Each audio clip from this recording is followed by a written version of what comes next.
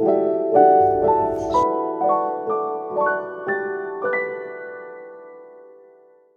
ഒത്തിരി കാലം കൂടിയാണ് ഒരു വീഡിയോ ചെയ്യുന്നത്. കുറേ നാളുകളായി വിചാരിക്കുന്നു, പക്ഷേ സമയക്കുറവും കൊണ്ടാണ്, മറ്റൊന്നും കൊണ്ടല്ല. ഞങ്ങൾ മുൻപേ ഉണ്ടായിരുന്ന അക്കോമഡേഷനിൽ നിന്ന് മാറി ഇപ്പോൾ പുതിയൊരു സ്ഥലത്താണ്. എൻ്റെ ചെടികൾക്കെല്ലാം പുതിയൊരു സ്ഥലവും വീടും ഒക്കെ കിട്ടിയിരിക്കുകയാണ്. അപ്പോൾ ഇപ്പോഴാണ് കുറച്ച് സമയം ഒത്തു കിട്ടിയത്. അതുകൊണ്ട് ഞാൻ വീണ്ടും വീഡിയോസ് ഇടാനായിട്ട് തീരുമാനിച്ചു. എല്ലാവർക്കും സ്വാഗതം. ഏറെ നാളത്തെ ഒരു ആഗ്രഹമായിരുന്നു ബഹ്റൈനിലെ ഏതെങ്കിലും ഒരു കോമ്പൗണ്ടിൽ സ്വന്തമായി കുറച്ച് കൃഷി ചെയ്യണമെന്നുള്ളത്. നമ്മളൊരു കാര്യം അത്രമേൽ ആഗ്രഹിച്ചാൽ എന്തെങ്കിലും നമ്മുടെ കൈകളിലേക്ക് അത് എത്തിച്ചേരുമെന്നുള്ളത് ഒരു യാഥാർത്ഥ്യം തന്നെയല്ലേ എന്ന് ഞാനിവിടെ ഓർത്തു പോവുകയാണ്. എന്ന് വെച്ച് എനിക്ക് കിട്ടിയ കൃഷിയിടം വളരെ വലുതൊന്നുമല്ല കേട്ടോ.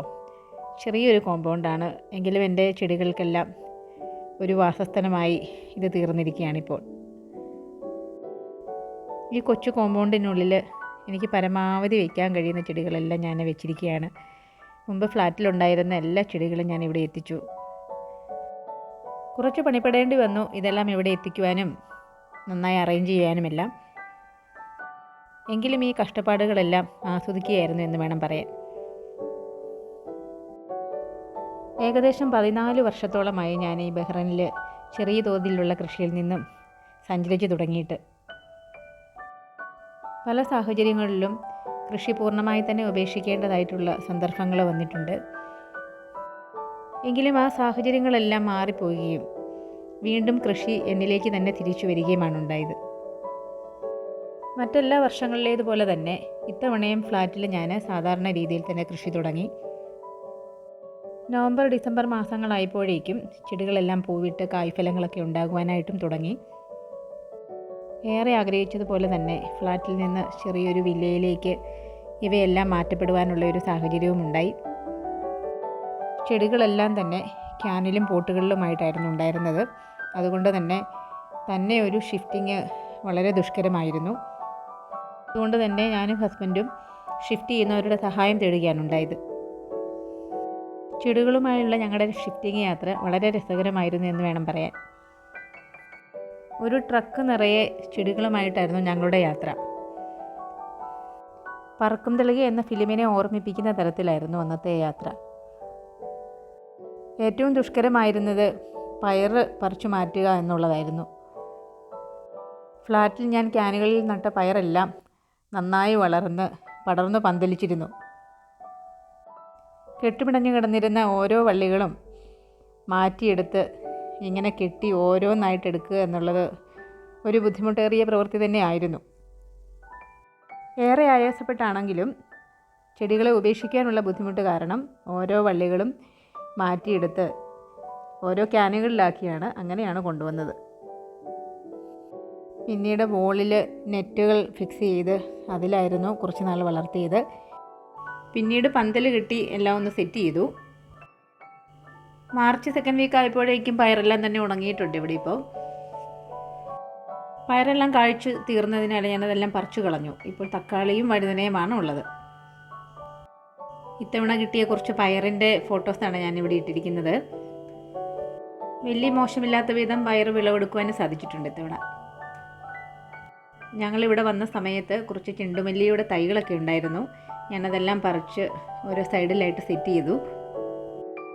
പിന്നീട് അകത്തിച്ചീര പോലെയുള്ളവ ക്യാനിൽ നിന്നിറക്കി താഴെ നിലത്തേക്ക് ഞാൻ വെച്ചു.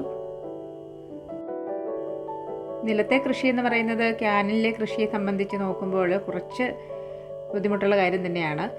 മണ്ണെല്ലാം കിളച്ചൊരുക്കി അങ്ങനെ വേണമല്ലോ നടാൻ.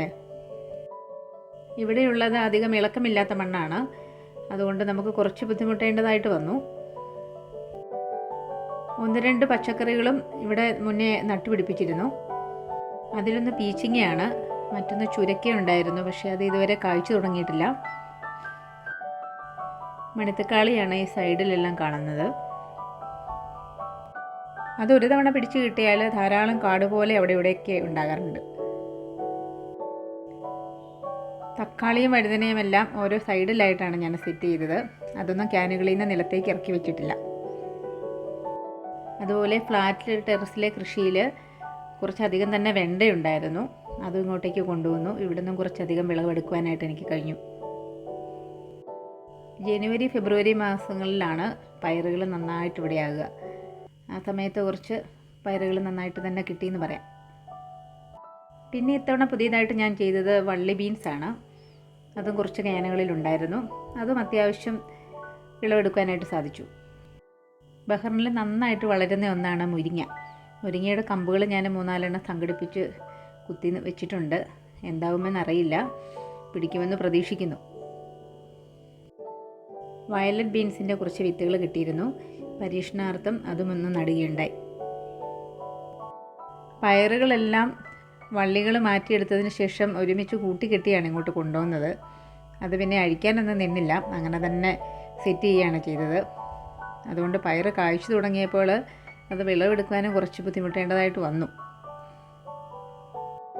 ഈ രീതിയിലായിരുന്നു ഫ്ലാറ്റിൽ ടെറസിൽ പയറുകൾ വളർന്നു വന്നിരുന്നത്. ഈ പിക്ചർ കാണുമ്പം നിങ്ങൾക്ക് മനസ്സിലാവും എത്ര ബുദ്ധിമുട്ടായിരുന്നു അതൊന്ന് മാറ്റി ഒന്ന് കൊണ്ടുവരാനായിട്ടെന്നുള്ളത്.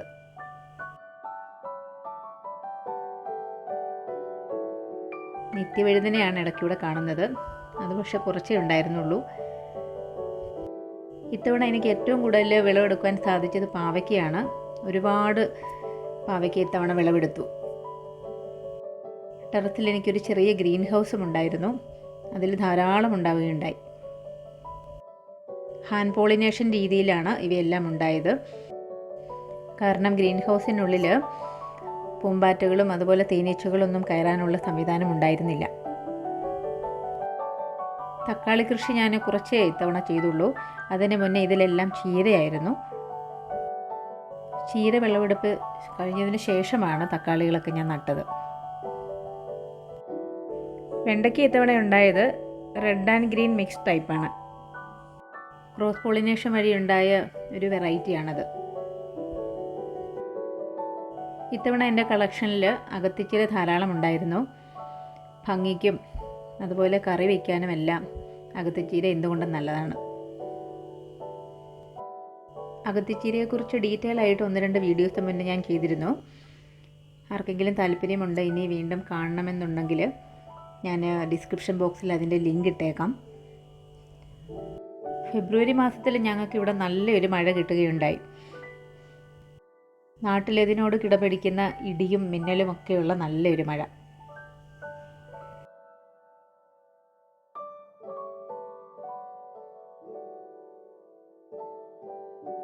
എപ്പോഴത്തെയും പോലെ ടൊമാറ്റോ വെറൈറ്റീസ് ഇത്തവണയും കൃഷി ചെയ്തു. അതിൽ നിന്നുള്ള കുറച്ച് ഫോട്ടോസാണ്. വിളവെടുപ്പിന് ശേഷം ഇങ്ങനെ വെജിറ്റബിൾസ് എല്ലാം ഇതുപോലെ ഫോട്ടോ എടുത്ത് സൂക്ഷിക്കുന്നത് എൻ്റെ ഒരു സന്തോഷമാണ്. കോവൽ കൃഷിയും ഉണ്ടായിരുന്നു. അത് പക്ഷേ അധികമൊന്നും കിട്ടിയില്ല. കൃഷിയെ സ്നേഹിക്കുന്ന എല്ലാവർക്കുമായി ഞാൻ എൻ്റെ ഈ വീഡിയോയും സമർപ്പിക്കുന്നു. മറ്റൊരു വിഷയമായി നമുക്ക് വീണ്ടും അടുത്തൊരു വീഡിയോയിൽ കാണാം. അതുവരെ എല്ലാവർക്കും നന്ദി, നമസ്കാരം.